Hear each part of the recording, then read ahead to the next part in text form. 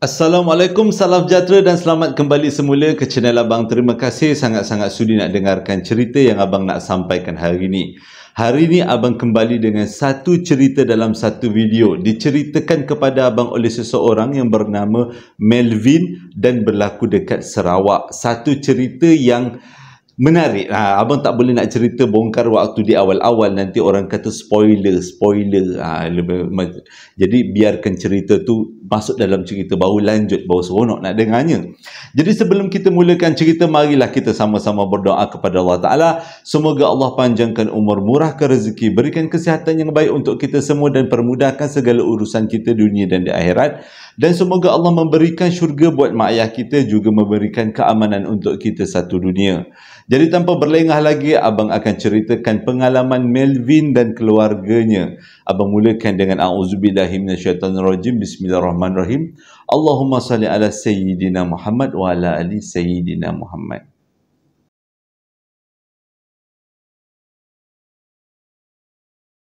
Cerita kali ini diceritakan oleh seseorang yang bernama Melvin. Berlaku pada tahun berapa tak bolehlah Abang nak tetapkan tahunnya, sebab dia berlaku banyak tahun dan banyak peristiwa yang terkait dengannya. Tapi boleh dikatakan ia bermula pada tahun 60-an. Waktu tu sewaktu atuk dia masih lagi seorang muda, baru beranak kecil waktu tu, dan berlaku dekat satu daerah di negeri Sarawak. Tapi Melvin minta Abang rahsiakan untuk menjaga sensitiviti ahli keluarganya yang lain. Sebabnya ada ahli keluarganya yang masih lagi berpegang kepada kepercayaan nenek moyang dan turun-temurun. Jadi tak naklah dia beritahu nama lokasi. Ceritanya kali ini adalah berkenaan dengan satu kubur yang ada dekat kebun datuk dia. Tapi datuk dia sekarang dah jadi arwah. Keluarga dia ni kebanyakannya Islam lah. Boleh dikatakan semuanya Islam. Jadi dia berkenaan dengan satu kubur yang ada dekat kawasan kebun atuk dia.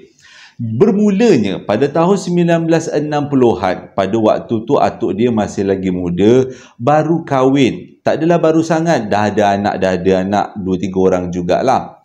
Dan atuk dia telah ditawarkan satu bidang tanah. Masalahnya adalah tanah yang ditawarkan kepada atuk dia ni bukan terletak dekat tepi jalan, tapi terletak agak masuk ke dalam hutan. Cuma yang menariknya adalah harga tanah yang ditawarkan adalah sangat tidak masuk akal kalau dibandingkan dengan keluasan tanah tu.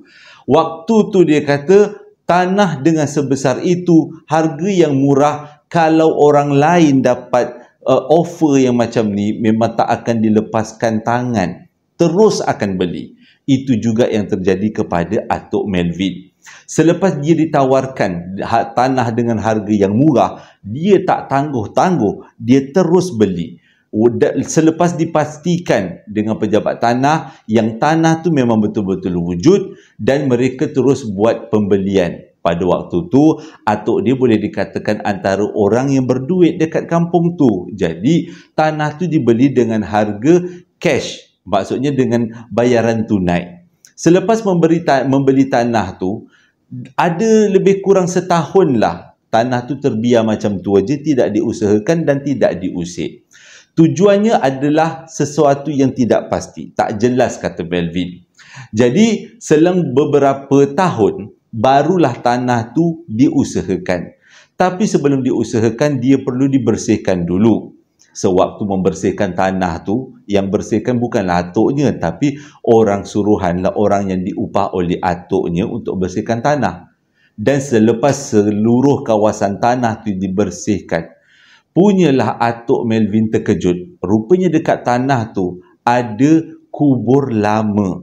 Dan ada, kalau tak silap, ada 3 kubur lama. Satunya masih lagi bernensan, 2 lagi kubur tidak bernensan.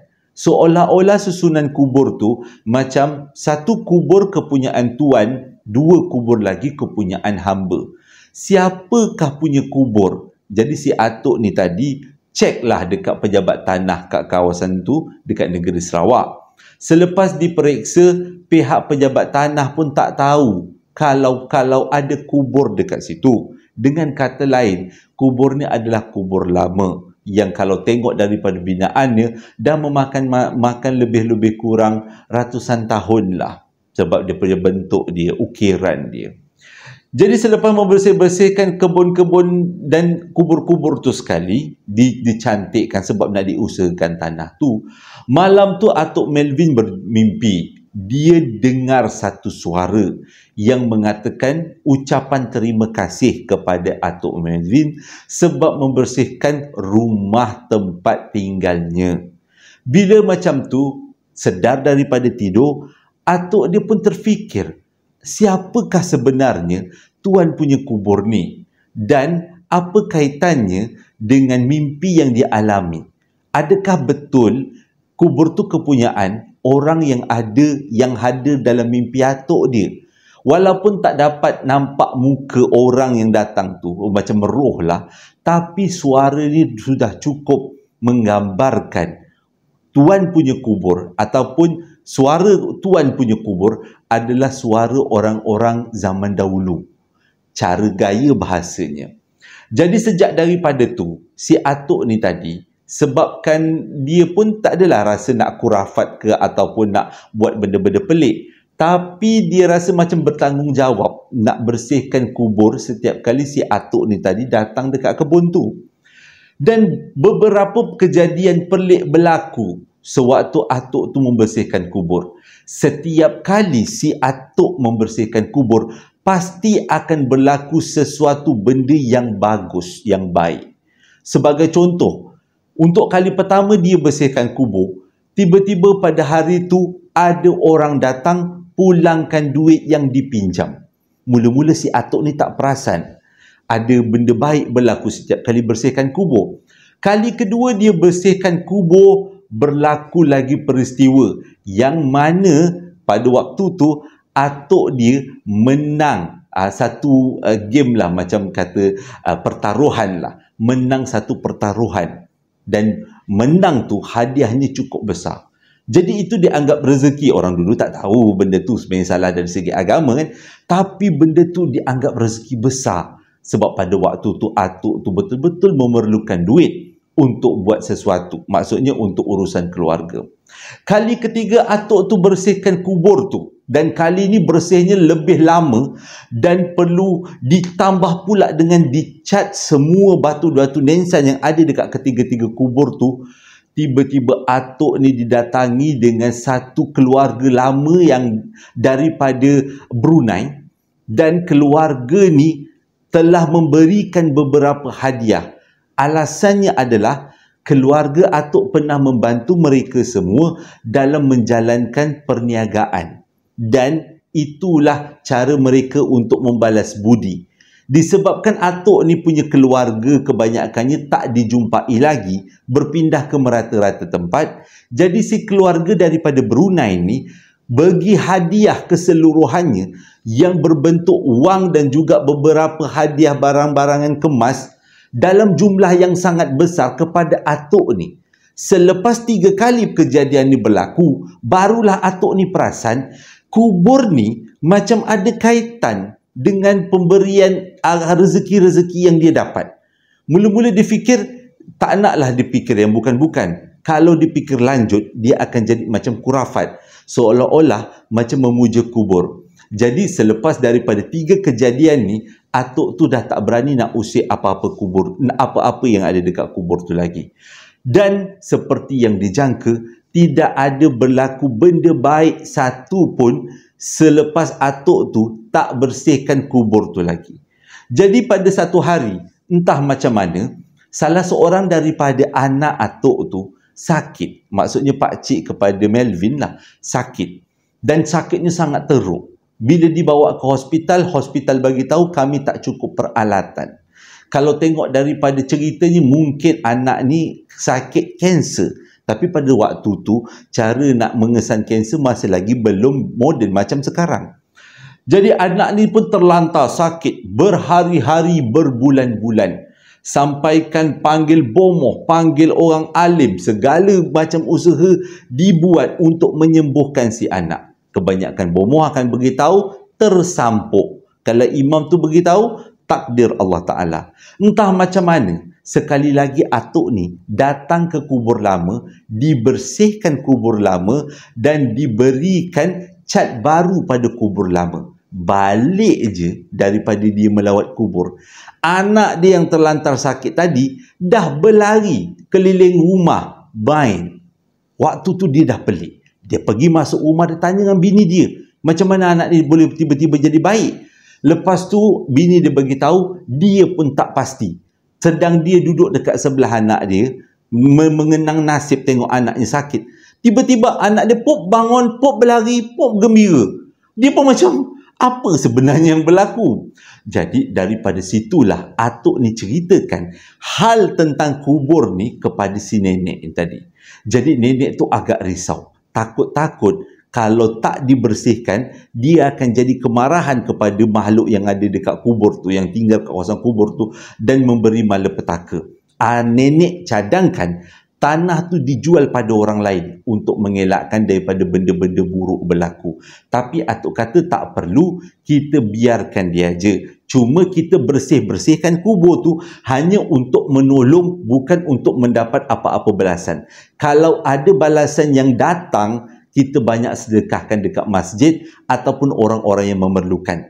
Kita jangan ambil duit tu. Itu cadangan atuk pada nenek. Dan nenek pun bersetuju. Jadi sejak daripada tu, mereka membersihkan kubur hanya untuk menolong. Dan tak ada lagi benda-benda pelik, benda-benda beruntung yang berlaku sejak daripada tu.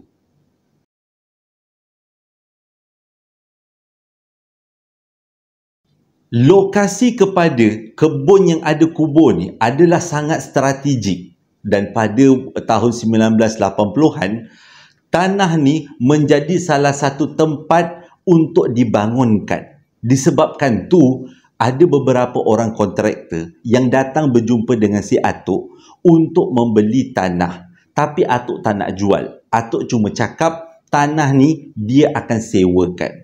Jadi beberapa kontraktor yang nakkan tanah tu bersetuju untuk menyewa tanah si atuk. Tapi dengan syarat, kubur tu perlulah diratakan. Mana ada orang nak nyewa tanah yang berserta dengan kubur? Memang tak logik. Jadi atuk pun tanpa berfikir panjang, dan pada waktu tu dia pun dah cukup tua, dia benarkan untuk kubur tu dirobohkan. Sewaktu proses merobohkan kubur memakan masa yang sangat panjang, sebab setiap kali pekerja-pekerja yang ditugaskan menghancurkan kubur tu, macam-macam perkara berlaku. Yang ada sekali tu lebah datang, sengat. Yang ada sekali tu pula ada ular datang, kacau. Yang sekali tu pula waktu nak pecahkan kubur, ribut taufan. Memang pelik-pelik. Tapi selepas melalui beberapa peristiwa, akhirnya kubur tu berjaya diratakan. Waktu tu atuk rasa seram juga. Sebab dia terfikir, selama ni, sebelum-sebelum ni, kubur ni selalu memberi satu kebaikan. Adakah dengan merobohkannya, dia akan memberi keburukan? Apa yang atuk tu jangka, betul-betul terjadi. Selepas kubur tu diratakan, pada satu petang, waktu tu atuk tengah berjalan dekat kawasan, kita panggil ruang depan rumah. Abang nak cakap apa? Halaman rumah. Sewaktu atuk tu berjalan masuk ke halaman rumah, keluar daripada kereta, tiba-tiba kaki dia jadi lembik, tak boleh jalan. Dia terpaksa diangkat untuk naik ke rumah. Dan sejak daripada tu kaki dia semakin teruk sebab semakin busuk, dan sebelah daripada kaki dia membesar. Jadi agak pelik sangat peristiwa tu. Tiba-tiba atuk teringat kubur yang dirobohkan. Atuk tak melatah. Dia cari kawan dia yang imam dekat kampung tu. Diceritakan pada imam tu perihal kubur dan perihal peristiwa-peristiwa baik, juga perihal kubur yang dirobohkan dan kaitan dengan kaki dia. Ustaz tu beritahu sebenarnya apa yang terjadi adalah takdir Allah Ta'ala. Kubur tu bukan salah, tapi makhluk yang ada dekat kawasan kubur tu, mungkin itulah yang menjadi punca penyebabnya.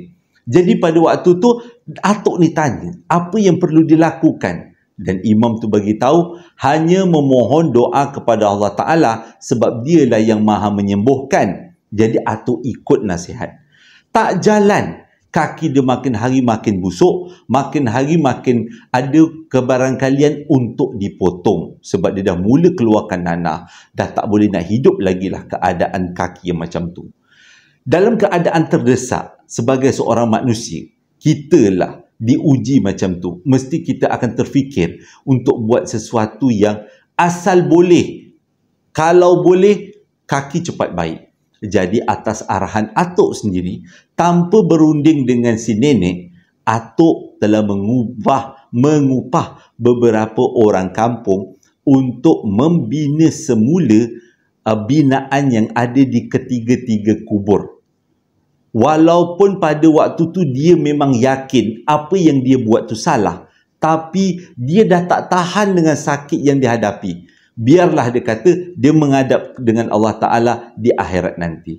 Selepas siap kubur tu, automatik kaki Atuk dah tak sakit lagi dan Atuk boleh berjalan seperti biasa. Dan pada satu malam tu, Atuk bermimpi didatangi dengan satu suara. Memang betul-betul dia marah kenapa Atuk benarkan orang untuk robohkan rumah dia. Tapi Atuk cakap, itu memang caranya sebab tanah tu nak digunakan. Atuk jelaskan dekat dalam mimpi. Benda tu seolah-olah tak nak dengar. Dia siap bagi warning lagi. Kalau berani usik kubur tu lagi, robohkan, jangan salahkan dia kalau berlaku sesuatu benda buruk dekat dalam keluarga ni. Sejak daripada tu, Atuk ambil keputusan untuk tutup kawasan kubur. Kontraktor yang datang untuk menyewa kubur tu, Atuk tak bagi. Atuk batalkan perjanjian tu. Sejak daripada tu juga, tak ada orang lagi yang bekerja dekat kawasan ladang tu. Sebab Atuk tak nak benda-benda buruk berlaku. Atuk tak puja kubur tu dan Atuk tak bersihkan kubur tu dan Atuk tak robohkan kubur tu. Itu Atuk janji. Dan dia berharap tak ada apa-apa berlaku. Seperti yang dijangka, tak ada apa-apa pun berlaku dekat keluarga tu. Cumanya, kisah tentang kubur tu diketahui oleh beberapa orang kampung yang gila dengan nombor rekod. Jadi, pada satu malam, sewaktu Atuk tengah tidur, tiba-tiba rumah mereka digegarkan dengan bunyi orang bagi salam. Dan bila dibuka pintu, lebih kurang pukul 10 malam macam tu, ada 5 orang lelaki, tapi salah seorang daripadanya dalam keadaan yang lembik dan keluar darah daripada mulut dan juga hidungnya. Jadi Atuk ni tak faham, ni dah kenapa kau macam ni? Bila dia beritahu, sebenarnya mereka berlima pergi ke kawasan kubur yang katanya keramat. Yang diorang satu kampung, mesti tahulah kan. Dan kubur tu adalah kubur yang dimaksudkan, kubur di tanah si Atuk ni tadi. Jadi si Atuk tanya, apa benda korang buat dekat kubur tu? Dia orang kata dia orang memuja kubur tu untuk dapatkan nombor bertuah. Cumanya sewaktu mereka melakukan upacara memuja, salah seorang daripada kawan mereka yang sewaktu itu berada agak jauh daripada kubur tu, dia tiba-tiba kawan-kawan dia nampak dia terapung dan dihempaskan ke tanah. Dia terapung dan dihempaskan ke tanah. Seperti seolah-olah ada orang yang angkat dan hempas dia ke tanah. Yang jadi peliknya, kalau dia jauh daripada kubur, kenapa dia pula yang menjadi sasarannya? Sebabnya, dialah yang tahu rahsia kubur tu kubur keramat. Dia yang bagi tahu kawan-kawan dia yang tempat tu boleh bagi nombor bertuah. Jadi mungkin makhluk yang ada dekat situ rasa marah dan tak selamat, lalu menyerang si kawan ni tadi. Menyerang dia dan mencederakan dia. Walaupun bunyinya macam tak logik, tapi itulah yang berlaku mengikut kata Melvin.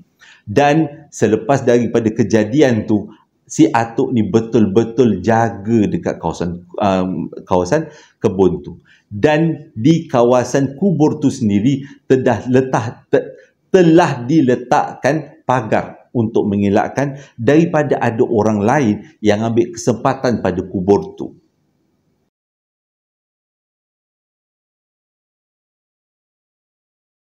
Hari berganti hari, tahun pun berganti tahun. Akhirnya tanah tu jatuh ke tangan anak-anak selepas si atuk ni meninggal. Dan semua anak-anak tahu tentang kubur yang keramat tu. Jadi semua orang berhati-hati setiap kali bercakap ataupun berada di kawasan kebun yang dekat dengan kubur tu. Dan mereka ambil keputusan untuk tidak mengapa-apakan kubur tu, biarkan dia di dalam pagar dalam keadaan bersemak, tidak dibersihkan, tidak pula dirobohkan. Nak jadi cerita pada satu hari, selepas berlaku pembahagian harta, akhirnya kawasan tanah kebun yang ada kubur tu jatuh kepada abang sulung kepada adik-beradik ni, iaitu dengan kata lain Pak Long kepada Melvin. Pak Long dia pula duduk dekat kawasan bandar, dekat kawasan Kuching. Jadi dengan kata lain, bila dia duduk bandar, urusan tanah dekat kampung dia tak dapat dah uruskan dengan baik. Jadi dia bercadang untuk jual tanah tu pada adik-beradik dia yang lain. Tapi tak ada seorang pun adik-beradik dia yang nak beli tanah tu, sebab dia orang takut ketulahan atau sesuatulah buruk berlaku yang terkait dengan kubur tu. Jadi si Abang Long tadi pergi cari orang untuk dijual. Akhirnya ada satu keluarga Cina yang kaya dekat kawasan Sarawak berjanji untuk membeli kubur tu. Membeli tanah tu. Dia tak beli kubur, dia beli tanah tu. Selepas berlaku perjanjian ditandatangani, akhirnya tanah tu jatuh kepada si Cina dia tadi. Selang beberapa tahun selepas penjualan tanah tu, tiba-tiba adik-beradik atau keluarga Melvin tu mendapat berita yang tanah tu nak diserahkan semula, nak dijual semula kepada Pak Long Melvin. Menjadi benda pelik. Tanah tu dah memang strategik, boleh dibangunkan. Kenapa nak senang-senang dilepaskan pada orang? Dan selepas ditanya dengan keluarga Cina yang membeli ni, rupanya sejak dia beli tanah tu, keluarga dia huru-hara. Anak dia sakit teruk. Anak dia yang belajar dekat overseas fail. Padahal sebelum-sebelum ni memang hebat. Belajar ke luar negara. Tapi entah macam mana fail sebab terlibat dengan penipuan sewaktu peperiksaan. Lepas tu anak dia ada yang sakit. Perniagaan dia makin merosot. Dan yang paling teruk sekali, waktu tu juga dia ditimpa dengan bermacam-macam masalah penyakit. Daripada darah tinggi, kencing manis, lemah jantung, kanser, semua package dia ambil. Selepas keluarga Cina ni mendapatkan khidmat bomoh Cina lah kan. Dan bomoh tu bagi tahu semuanya berpunca daripada kubur yang ada dekat tanah tu. Dan kubur tu memang kubur yang malang, bukan keramat dalam orang Cina punya kepercayaan. Sui orang kata. Jadi bomoh tu beritahu, Sami tu beritahu, jual atau pulangkan tanah tu semula kepada tuan yang asal. Sebab penunggu atau dewa tanah dekat situ katanya tak suka dengan keluarga Cina ni. Sebab mungkin keluarga Cina ni dipercayai menjalankan perniagaan dengan mengaut keuntungan yang sangat tidak wajar daripada ramai orang. Jadi agaknya benda tu marah dengan keluarga ni, macam-macamnya dia buat. Selepas berlaku pembelian semula tanah tu, si Pak Long ni tadi jadi blur. Tak tahu nak apa ni dibuat dengan tanah tu. Dan akhirnya pihak kerajaan yang beli tanah tu. Tanah tu dibeli dengan harga yang sangat mahal dan mereka dapat menikmati duit hasil daripada jualan tanah tu. Selepas tanah tu berpindah milik, malam tu keluarga tu semua mimpi. Ke adik-beradik ni semua, ke-8 adik-beradik dia. Mimpi benda yang sama, didatangi dengan satu suara. Seolah-olah suara tu cukup marah. Kenapa tanah tu dijual kepada orang lain? Dia tak selamat. Kalau dijual pada orang lain, dia tak selamat. Dan dia nak keluarga ni ambil semula tanah tu. Tapi nak buat macam mana? Daripada tanah dengan duit, baik ambil duit. Dan duit tu pun dah diterima. Takkan nak jual balik pada kerajaan. Nak beli tanah kerajaan. Itu huru-hara namanya. Jadi diorang pun buat tak tahu. Walaupun mimpi tu datang berulang-ulang kali. Dan tanah tu pun dah dibangunkan. Dibina bangunan kerajaan di atasnya. Tapi abang tak boleh nak beritahu. Sebab abang tak tahu. Dia kata tanah tu dah dibangunkan dengan bangunan kerajaan. Dan sejak daripada tu, bangunan tu adalah antara bangunan yang terseram dekat kawasan Sarawak. Macam-macam orang nampak, terutamanya orang nampak ada seorang lelaki berjanggut putih dengan 2 orang pembantunya berpakaian silat warna hitam berlegar-legar di kawasan bangunan tu. Sepanjang waktu keluarga Melvin membeli tanah tu, empunya tanah tu, tak pernah pun berlaku benda-benda pelik dekat tu selain daripada mimpi dan juga beberapa peristiwa yang terkait dengan si atuk tadi. Dan selain daripada tu, mereka tak pernah pun jumpa lelaki bermisai berjanggut putih dengan orang-orangnya. Bangunan kerajaan tu masih lagi beroperasi sampai sekarang. Tapi bangunan tu mungkin akan dirobohkan tidak lama lagi sebabnya keadaannya cukup uzur. Itu adalah, mengikut kata Melvin, itu adalah key pada orang yang nak cari mana bangunan tu. Jangan tanya abang, abang pun tak tahu bangunan yang mana. Sarawak pun belum pernah pergi lagi. Jadi dia kata ini cerita kubur tu dirobohkan lah, kubur tu diratakan, dibuat bangunan baru di atasnya. Jadi dengan kata lain, kenapa? Apa alasan yang paling kukuh keluarga ni jual tanah tu? Satu, mereka tak nak tanggung apa-apa risiko yang terjadi pada tanah tu, terutama kubur, kaitan kubur dengan diorang semua. Dia tak nak bertanggungjawab. Yang kedua, sejak daripada si atuk masih hidup dan sampailah tanah tu dijual, kubur tu dirobohkan, banyak kali kawasan tu menjadi lokasi untuk orang dapat nombor.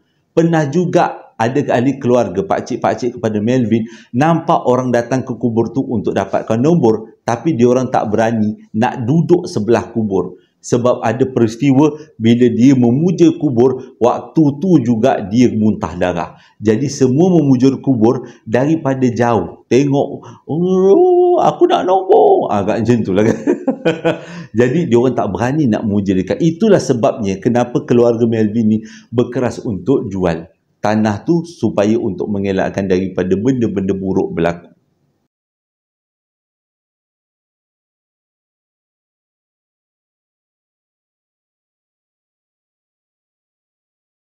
Terima kasih sangat-sangat dengarkan cerita yang abang sampaikan hari ini. Hari ini ceritanya tak ada hantu kan? Tapi ceritanya menarik. Kat mana lokasinya, abang pun tak tahu. Tapi dia kata cukuplah hanya dia dengan keluarga dia je yang tahu kat mana sebenarnya terletaknya kubur ni. Dan tanah ni, daerah mana. Ya Mukah ke apa benda ke Miri ke, dekat mana-mana kawasan di Sarawak tu kan Kuching kan. Jangan-jangan dekat Kuching ni kot cerita ni. Tapi tak tahulah dekat mana lokasinya. Jadi sebelum abang tamatkan cerita, ada beberapa ucapan nak abang sampaikan. Ucapan yang pertama datangnya daripada seorang ayah yang bernama Mat Ali Abdullah. Dia nak ucapkan selamat hari jadi buat anaknya yang bernama Muhammad Aidil Firhan bin Mat Ali Abdullah. Komen panjang lagi. Jadi Muhammad Aidil Firhan, dia dengan ucapan selamat hari jadi buat anak tersayang. Semoga panjang umur, murah rezeki, diberi kesihatan yang baik dan diberikan masa depan yang cemerlang. Jangan risau, ayah dan ibu sentiasa mendoakan kejayaanmu. Ucapan yang kedua, selamat hari jadi daripada pihak JSPL ucapkan buat Suzy Kasih yang mana hari jadinya jatuh pada 31 hari bulan 10 yang lepas, genap umur 28 tahun. 26 tahun. Jadi daripada pihak abang dan juga JSPL ucapkan selamat hari jadi. Semoga dipanjangkan umur, dimurahkan rezeki, diberi kesihatan yang baik dan diberikan kemudahan dalam segala urusan. Ucapan hari jadi yang ketiga ditujukan buat seorang ayah yang bernama Kamarudin yang mana hari jadinya jatuh pada 1 hari bulan 11, semalam lah kan. Dan ini adalah ucapan yang datangnya daripada salah seorang anaknya. Cuma si anak ni tak beritahu nama penuh, cuma hanya diberitahu nama nickname di YouTube, iaitu UGHHUHH, Uga. Lebih kurang lah. Itu adalah nama nickname dia, Uga. Jadi dia ucapkan selamat hari jadi untuk ayah dia. Semoga ayah sentiasa, Allah sentiasa merahmati ayahnya yang bernama Encik Kamarudin. Ucapan hari jadi yang seterusnya datang daripada seorang anak yang bernama Muhammad Alifuddin. Dia nak ucapkan selamat hari jadi buat ayahnya yang bernama Salahuddin Abdul Rahman. Hari jadinya jatuh pada 6 hari bulan 11 akan datang. Hari ni 2 kan? Hari ni 2 kan? Betul lah, 2, 3, 4. Dah tak lama lagi lah kan hari jadinya. Jadi dia kata, selamat hari jadi buat ayahanda tercinta. Semoga Allah sentiasa merahmati dan semoga panjang umur, murah rezeki, dipermudahkan segala urusan dan diberikan kemudahan dalam segalanya. Amin ya rabbal alamin. Terima kasih sangat-sangat sudah dengarkan cerita yang abang sampaikan hari ini. Moga-moga ceritanya menghiburkan. Maaflah kalau ada beberapa bahagian yang abang cerita ada tersasul ke, ada tersalah cakap. Hingga berjumpa lagi dalam esok hari. Assalamualaikum warahmatullahi wabarakatuh.